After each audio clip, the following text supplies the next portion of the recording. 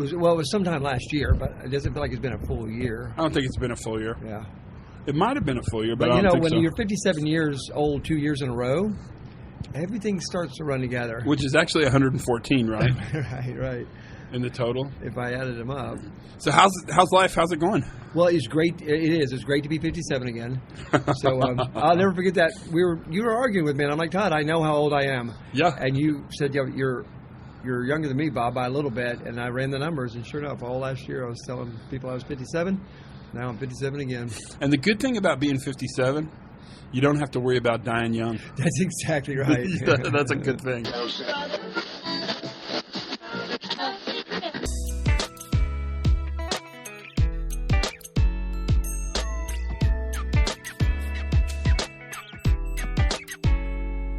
And then people who don't have iPhones are really like weirdly like they're like ex-smokers.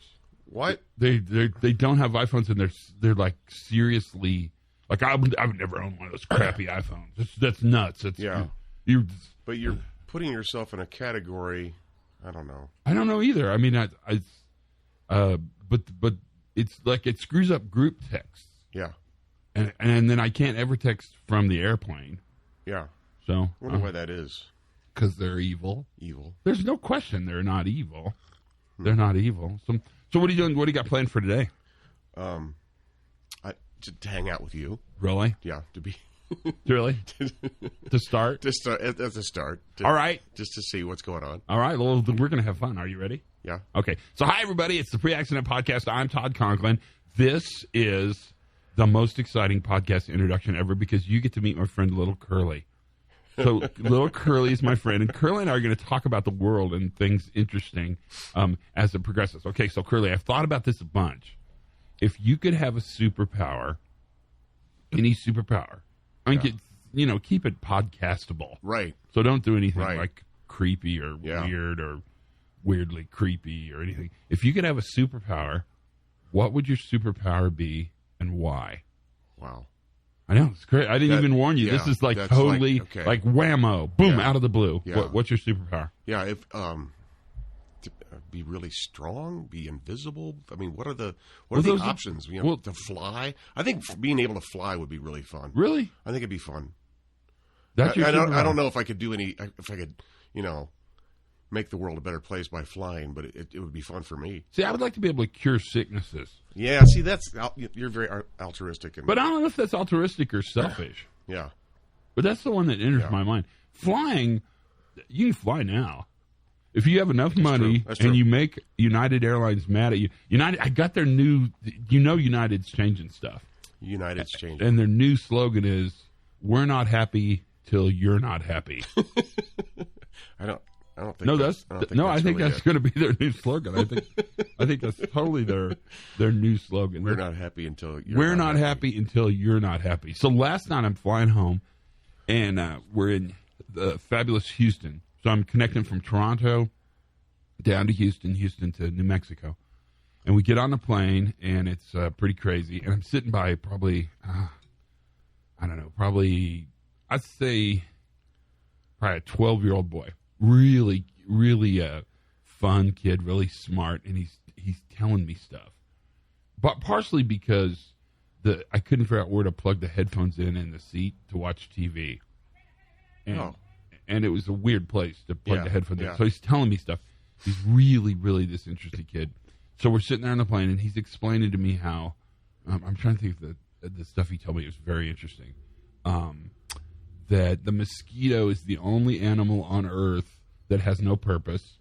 And he said, I looked it up. He said, I looked this up a lot. Okay. He said, even flies have a purpose, but mosquitoes have no purpose. And I said, I think the mosquito's purpose is to make you mad. Yeah. And he fell for that. So anyway, long story short, that's the sidebar. We roll out to the tarmac and immediately stop for a half hour while a coyote is removed from the runway. Yeah. 30-minute delay, complete ground stop, Houston, big airport, coyote removed from the runway. Yeah. And that little kid was so dang excited. Seriously, I mean, it was just like, that was, because this kid's clearly going to be a little engineer. Right. Really kind of a genius kid. oh my God, the whole notion that a coyote.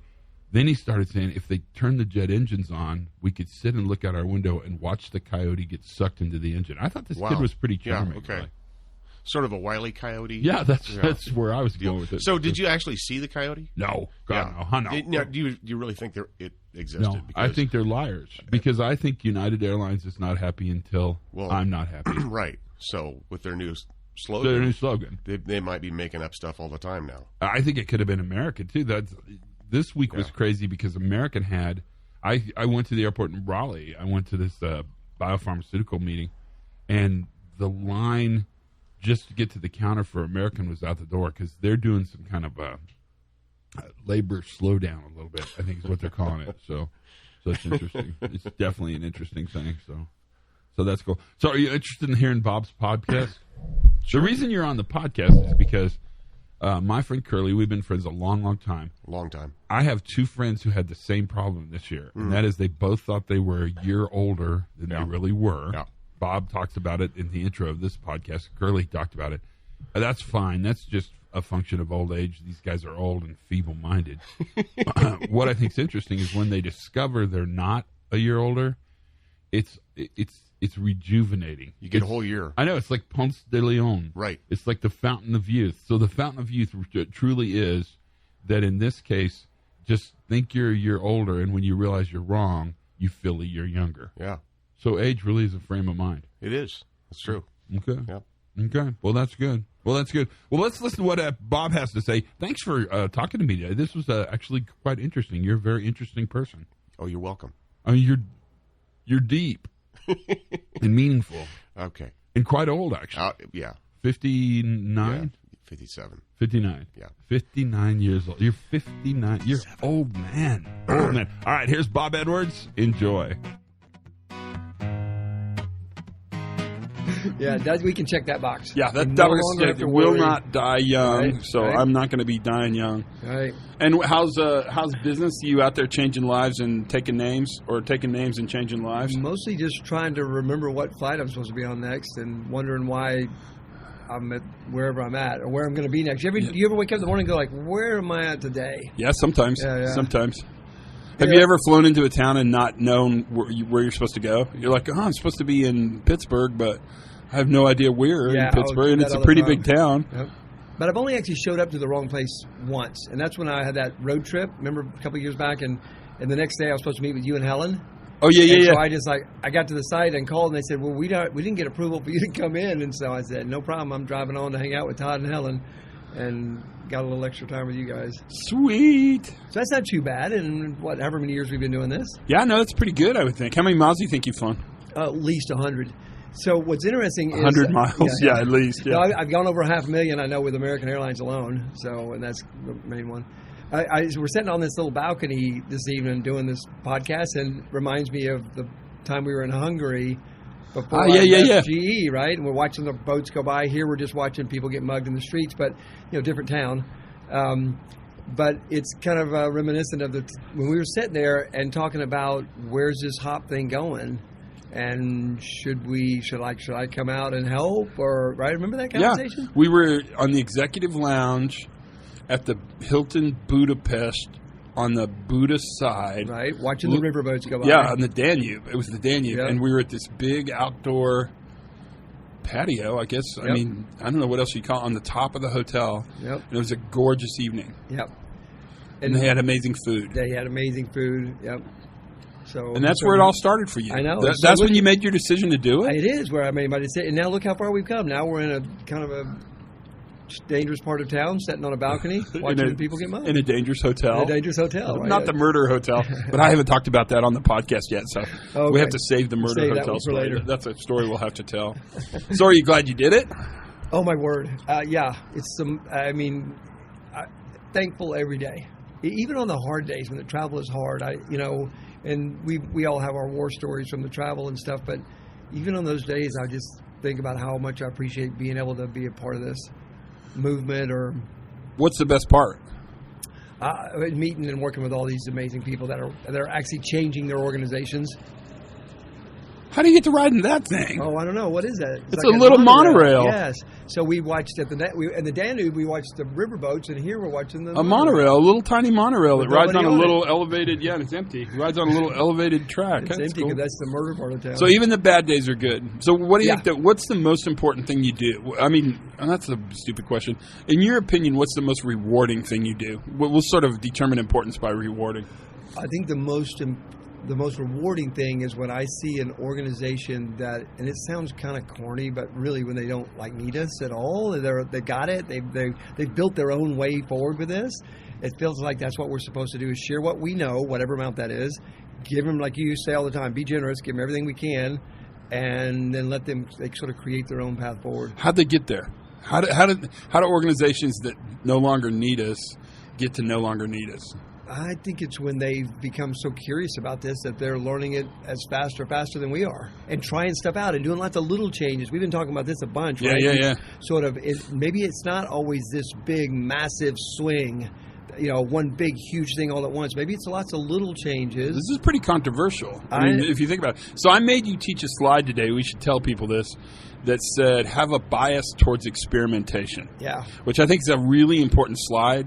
And I think it's getting to the same place you're getting to, that what we think we're going to do is change the organization dramatically, but what we really do is change the organization incrementally, one little bit at a time. So talk about that. Well, and it's actually a deliberate strategy.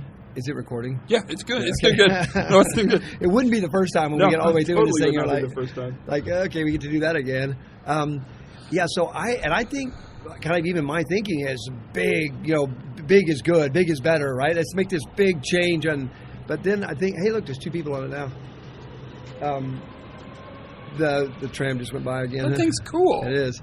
So I think actually it may be better and more doable and maybe even safer, for the lack of a better word, to do lots of small, like those folks from the software gang keep telling us, like the little small reversible changes. We'll talk about that. Right? So if I try something out, so let me say I've got my, let's say I do observations, but my observations are really geared towards, operator compliance.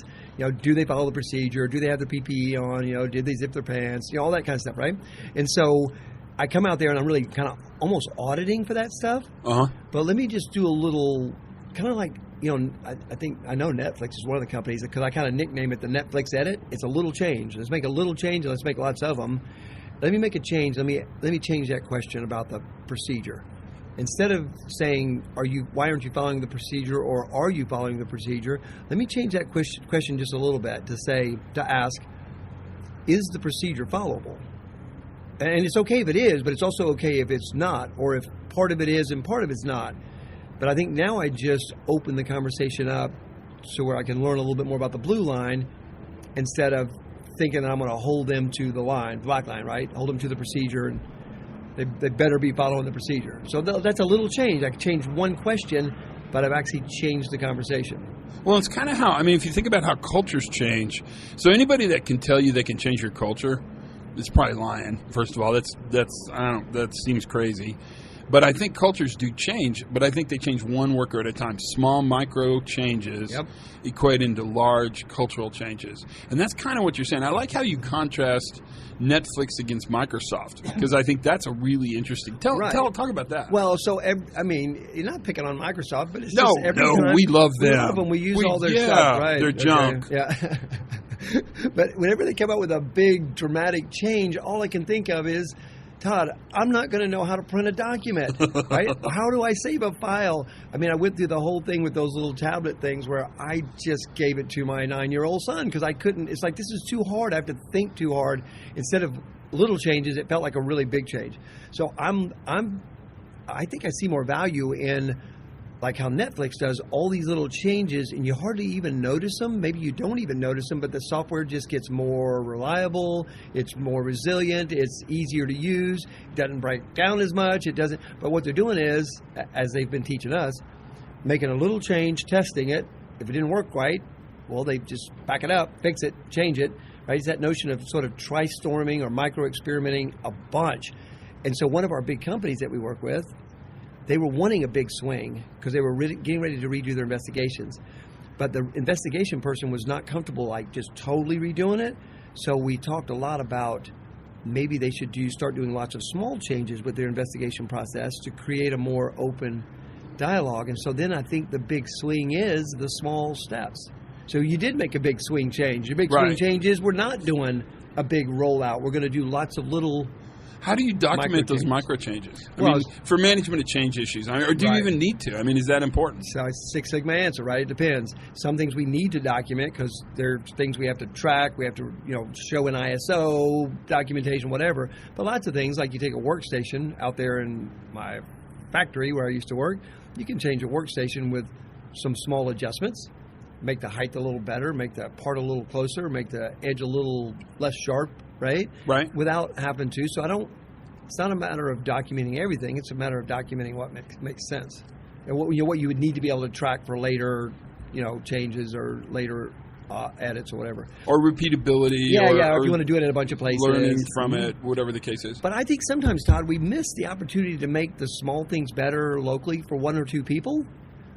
That's good. Why don't I hear this all the time? Yeah, but then how do we roll this across our whole company? Well, I don't know if you even need to. Yeah, I think that's a good comment, and I think that's one of the things that paralyzes organization is the fear that they can't roll this out. They can't take it to the aggregate, to the entire global universe of what they do, and I wonder if they even want to do that. I mean, I think it's kind of egocentric to think that the culture of Jacksonville, Florida is the same as the culture of Seattle, Washington. I mean, they're going to be different cultures, and they're going to need and require different things organizationally. Certainly from the way work is done, environmentally, contextually, all those things make a huge difference. But that's a big change. That's controversial as can be, man. Well, it just seems like the right thing to do. It's like all this stuff. We're actually trying it out, right? We're all practitioners of this stuff, and it just seems to make more sense and be easier to take those little small reversible steps and then test it and see if it actually made it better, right? And get the people that help you sort of define it. It's like we do with learning teams all the time. Help define the issue, the problems or whatever, and then help us figure out how to make it better. And I've also reached a point now where I hardly ever say we fixed it, because I'm not sure that we've really fixed anything. Feels like maybe we make it better for today's conditions, but as we all know, right, things continue to fall apart and decay, and what we put in place today may not be very valuable 6 months from now, but I think that's okay too, as long as we're continually looking at it and asking and listening, and the people close to the work are helping us make it better. Well, and it's not only okay. Every system runs degraded. I mean, even our best systems that we've created, that we finely tuned, that are reliable and stable for us, are degrading. Yep. And so we're going to have to make micro adjustments whether we want to or not. My 1996 Ford pickup truck, the handle on the inside of the driver's door broke. And for 6 months, I've been reaching out the window, roll my window down, right? So I finally took it apart, and I put a big, strong backer plate in there that's going to last longer than the truck will last. And so I'm like, okay, I made that better. And I did. But now the one on the passenger side is about to go, right? So we're always sort of battling the law of entropy, and it slowly wins, I guess. With hillbilly ingenuity. Well, would you say it's higillbilly ingenuity? Are you engineer? Is it highlbilly? Is that offensive? Are you a hill person? No. I'm a Highlander for sure. Highlander. Okay, just checking. Highlander. Highlander engineering. I got you. Yep. Okay. But I did finite element analysis on this. I did 3D modeling of it. Oh no, I didn't. I just kind of played out of aluminum and built it. Look at me making my stuff go. Yeah. That's amazing. So summarize this micro experimentation in a way that people can take out of this podcast some knowledge. So if you want to make a change, whatever it is, if it's a change to a policy, if it's a change to a workstation, if it's a change to a procedure, a tool, right? In some cases, it may need the total workup, and we're going to do a big rollout. But experiment with making small adjustments to it with the people that are needing to use it. Let them help you make those small adjustments. Let them try it out. Let's just take a tool, for example. If you got an assembly tool and it doesn't seem quite right, that cannot be cost effective. I know this little thing that runs empty is a crack up with 2 people each time, or no people. So anyway, we're easily distracted, aren't we? Well, it's a monorail. I think we're okay being distracted by a monorail. Right. So say it's a tool, right? And we make an adjustment to it. Well, it was better or it was worse. I don't know till I actually try it out and work with it for a couple of days. But it also helps those. I think it helps those that are like, it'll never work. I tried that back in '94, right? If you say, well, hang on, let me just try something. Help me figure this out, right? Help me try something, a little change, and see if we can make it better. If we don't, we'll put it back. And then it takes a little of that edge off from the naysayers, not invented here guys. And it makes change really manageable. I mean, in a way, you're sort of acting people into being different. You're acting systems into changing, and you're doing it in small, really microscopic sort of experiments. I mean, these little tiny experiments. If they're good, keep them. If they're bad, don't keep them. It seems brilliant. What's next for you? What are you thinking? Well, if I could get my boat back. Won't you have it back soon? I was supposed to have had it back it's summer. 4 months ago. I know. Summer's going to come and go, and I'm going to be waiting on it. So the joke is I've got all these parts and components all built and rebuilt, and they're all just hanging from the ceiling. So when I get the boat back, I'll back it in and drop everything in, and we'll be ready to go. But it won't work. Yeah, that's like that. In a dreamland. That's right, perfectly. That's right. Why is it delayed? Because actually, it's kind of along the same lines. The guy that's doing it is really taking the time to build the bottom end of the boat, the stringers and the foundational pieces. He said he's sorry it's taken so long, but he says if I don't get this right, it won't last. If I get this right, it'll last for 50 more years. So, as much as I want it back, I think I'd rather him do those small incremental adjustments until he gets it right the way he wants it. And I think I'll be better off in the long run. Completely empty this time. It was not a soul. Not a soul in the monorail. Yeah. The lonely monorail. Yeah. Is it going to be still butter yellow, canary yellow, whatever yellow? No, it's going to be. It's the Dodge the Dodge Challenger 2018 yellow. It's called I think Yellow Jacket or something like that. Oh, nice. Oh yeah, it's going to nice. Gonna be gorgeous. Well, we'll see in a couple of years when you get it. Right. Well, it's only a $1,500 boat. That's how that works. Yeah, because you only have to spend money on a boat once, so you're going to be in it'll be fine. I promise it'll be fine. Thanks for your time, man. That was great. Yeah, I'm excited about where this is all headed. Me too. We'll see. See you next time. Yep.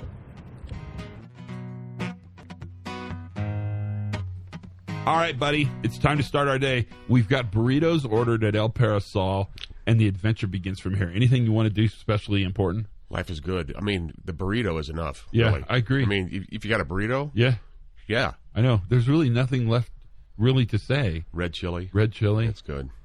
Sausage. Yeah. And it might be impossible sausage. Man. Because they're trying to sneak that into stuff now. Are they really? Yeah. No, they're not. No, they are. Are totally. They really? Yeah. You can't tell the difference, though, I hear. Well, I've never had it yet. So, or have you? Oh, see, I don't know. I know that's how it is. I don't know. All right, so our adventure is going to begin. If you want to join us, just look for Todd and Curly. We're going to be going around town eating burritos and stuff. But until then, thanks for your time. I mean, really, thanks for your time. We're going to have fun. You should, too. It's the middle of summer. Might as well. Yeah, might as well have a good time. So learn something new every single day. Have as much fun as you possibly can. And for goodness sakes, be safe. Is that enough? Yeah. Okay, then we're done. It's that easy. Then you just shut this thing off, and we're out of here. Bing, bang, boom.